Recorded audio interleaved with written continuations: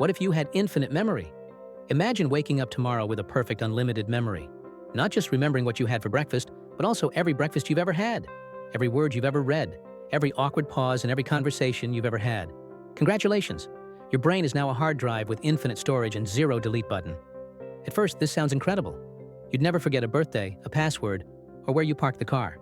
School becomes a breeze. You read a textbook once and ace the exam forever. People ask, "How do you know all this stuff?" And you smile mysteriously, like a wizard with a smartphone. But then things start to get weird. You remember everything. That one time in second grade when you called your teacher mom? Still there? In 4K. The time you accidentally liked your ex's Instagram post from 2016 at 3 a.m.? Crystal clear. You try to sleep, but your brain decides it's a great time to replay every embarrassing thing you've ever done. Welcome to the eternal cringe reel. Infinite memory also means no forgetting pain. That heartbreak? As sharp as the day it happened. That funeral? That betrayal? That moment your ice cream fell off the cone in slow motion? It never fades. Our brains naturally blur trauma over time. Not because they're faulty, but because forgetting is survival. But now you can't. Relationships change too. In arguments, you become unbeatable. You did say that on March 3rd at 4:12 p.m., right after sneezing. But being always right makes you unbearable. People start avoiding you. Not because they don't like you, but because you remember too much.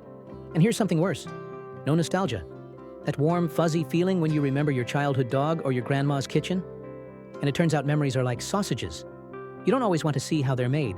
Some memories are better soft and blurry, but yours are sharp and clinical. You become a robot with feelings. On the other hand, society sees you as a superhuman. You get job offers. Governments want to study your brain.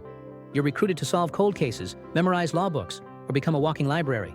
But the weight of remembering everything starts to crush you. You remember every face of every person who's ever cried in front of you. Every moment you let someone down. Every second you wasted. You begin to feel old, not in your body, but in your soul. Not tired. Overloaded.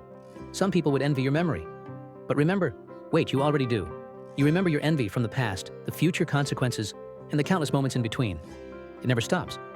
And worst of all, you can't choose what you remember. Your brain stores everything indiscriminately. You're full of trivia, useless and unforgettable. So you try to find peace. You meditate. You try therapy. And you say, "Which one? I have all of them."